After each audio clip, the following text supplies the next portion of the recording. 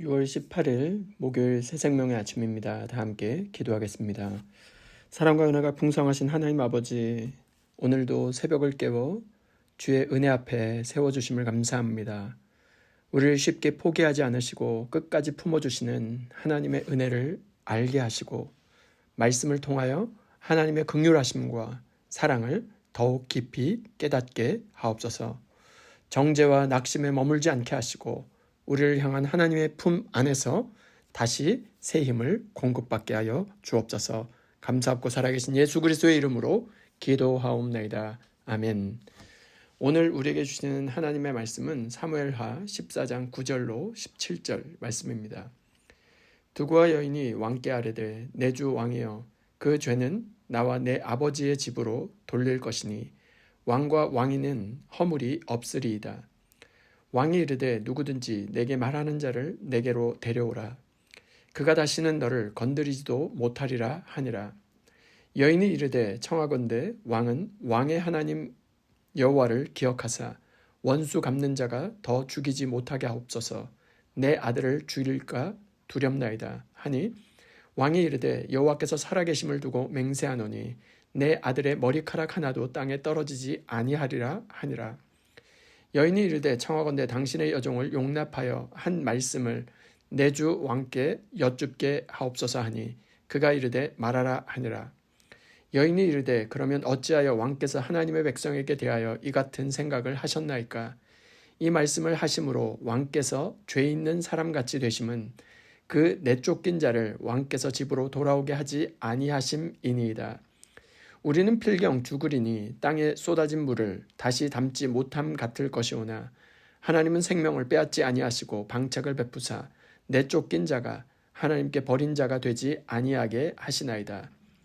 이제 내가 와서 내 주 왕께 이 말씀을 여쭙는 것은 백성들이 나를 두렵게 하므로 당신의 여종이 스스로 말하기를 내가 왕께 여쭈오면 혹시 종이 청하는 것을 왕께서 시행할 것이라. 왕께서 들으시고 나와 내 아들을 함께 하나님의 기업에서 끊을 자의 손으로부터 주의 종을 구원하시리라 함이니이다.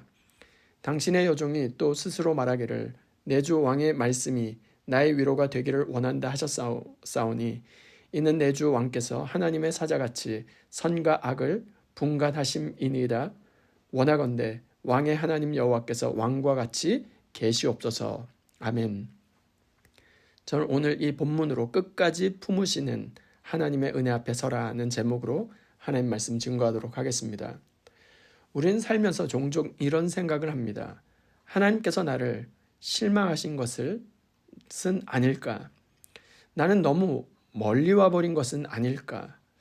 하나님께서도 이제는 나를 포기하신 것은 아닐까? 오늘 본문에 등장하는 두고와 여인은 다윗에게 한 가지 중요한 진리를 말해줍니다. 그것은 하나님의 은혜는 사람의 은혜와 다르다는 것입니다. 사람은 포기하지만 하나님은 포기하지 않으십니다. 사람은 밀어내지만 하나님은 끝까지 품으십니다. 사람은 관계를 끊지만 하나님은 돌아올 길을 마련해 놓으십니다. 오늘 말씀을 통해 끝까지 품으시는 하나님의 은혜를 깊이 경험하는 이 새벽 될 수 있기를 소원합니다. 오늘 주시는 첫 번째 교훈은 하나님은 쫓겨난 자를 포기하지 않으신다는 것입니다. 14절 말씀입니다. 우리는 필경 죽으리니 땅에 쏟아진 물을 다시 담지 못함 같을 것이오나 하나님은 생명을 빼앗지 아니하시고 방책을 베푸사 내쫓긴 자가 하나님께 버린 자가 되지 아니하게 하시나이다. 본문의 핵심은 바로 이것입니다. 쫓겨난 자도 내쫓은 채 두지 아니하신다는 것입니다. 압살롬은 지금 예루살렘 밖에 있습니다. 죄를 지었습니다. 도망갔습니다. 아버지와 단절되었습니다. 사람들이 보기에는 모든 것이 끝난 사람입니다. 그런데 하나님은 그렇지 않으십니다. 성경을 보면 하나님은 언제나 쫓겨난 자를 먼저 찾아가셨습니다.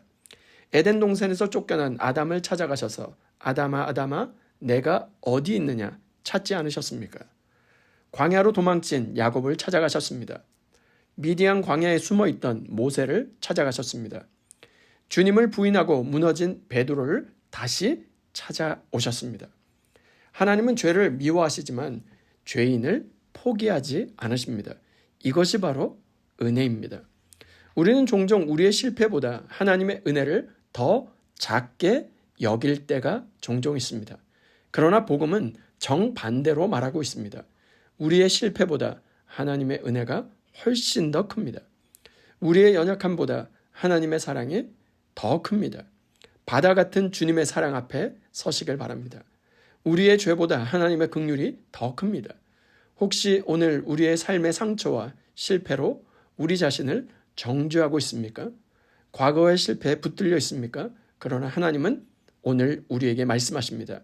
나는 쫓겨난 자를 내쫓은 채 두지 않는다고 말입니다. 끝까지 품으시는 하나님의 은혜로 말미암아 다시 일어설 수 있는 저와 여러분 모두가 될 수 있기를 주님의 이름으로 축원드립니다. 두 번째 교훈은 하나님은 돌아올 길을 준비하신다는 것입니다. 14절 말씀입니다. 우리는 필경 죽으리니 땅에 쏟아진 물을 다시 담지 못함 같을 것이오나 하나님은 생명을 빼앗지 아니하시고 방책을 베푸사 내쫓긴 자가 하나님께 버린 자가 되지 아니하게 하시나이다. 여기서 중요한 단어가 방책이라고 하는 단어입니다. 하나님은 단순히 기다리시는 분만이 아닙니다. 돌아올 길을 구체적으로 준비하시는 분이십니다. 우리는 종종 하나님을 찾고 있다고 생각합니다. 그러나 성경은 그보다 먼저 하나님이 우리를 찾고 계셨다고 말씀합니다. 아브라함을 먼저 부르신 분도 하나님이십니다. 모세를 먼저 찾아오신 분도 하나님이십니다. 잃은 양을 먼저 찾아 나선 목자도 하나님이십니다. 탕자를 먼저 기다린 아버지도 하나님이십니다.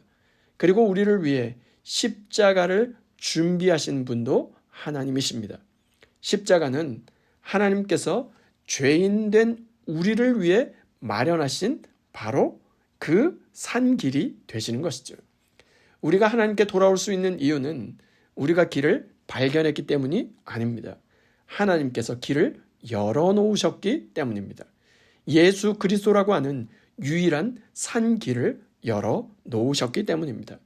그래서 우리의 소망은 우리 자신에게 있지 않습니다. 오직 십자가 예수님만이 소망인 것입니다. 이것이 하나님의 은혜입니다. 오늘도 하나님은 우리에게 말씀하십니다. 돌아오라. 내가 길을 준비하였다. 내가 너를 기다리고 있다. 내가 곧 길이요 진리요 생명이니 나로 말미암지 않고는 아버지께로 올 자가 없느니라. 이 하나님의 초청을 붙들고 다시 일어설 수 있는 복된 하루가 될 수 있기를 주님의 이름으로 축원드립니다. 말씀을 마무리하고자 합니다. 오늘 말씀은 우리에게 두 가지를 가르쳐 줍니다. 첫 번째, 하나님은 쫓겨난 자를 포기하지 않으신다는 것입니다. 두 번째, 하나님은 쫓겨난 자를 위해 돌아올 길을 준비하신다는 것입니다. 우리가 하나님께 돌아오기 전에 하나님은 이미 우리를 향해 마음을 두고 계셨습니다. 우리가 하나님을 찾기 전에 하나님은 이미 우리를 찾고 계셨습니다. 그러므로 낙심하지 마십시오. 포기하지 마십시오. 정죄와 낙심 가운데 머물러 있지 마시기 바랍니다. 끝까지 품으시는 하나님의 은혜 앞에 서시기를 소원합니다. 그리고 오늘도 하나님께 한 걸음 더 가까이 나아가는 저와 여러분 모두가 될 수 있기를 주님의 이름으로 축원드립니다. 이 시간 주신 말씀과 공동의 기도 제목으로 함께 기도하겠습니다. 첫 번째, 주여 정죄와 낙심에 머물지 않게 하시고 끝까지 품으시는 하나님의 은혜를 깊이 경험하게 하옵소서. 두 번째, 주여 하나님께서 열어놓으신 은혜의 길을 따라 날마다 주님께 더 가까이 나아가게 하옵소서. 세 번째, 주여 우리 교회의 주일학교와 중고등부 청년들을 붙들어 주셔서 예수님을 인격적으로 만나게 하시고 하나님의 사랑 안에서 믿음으로 성장하여 다음 세대의 영적 리더로 세워지게 하옵소서. 공동의 기도 제목과 각자의 기도 제목을 주님께 올려드리며 함께 기도하겠습니다.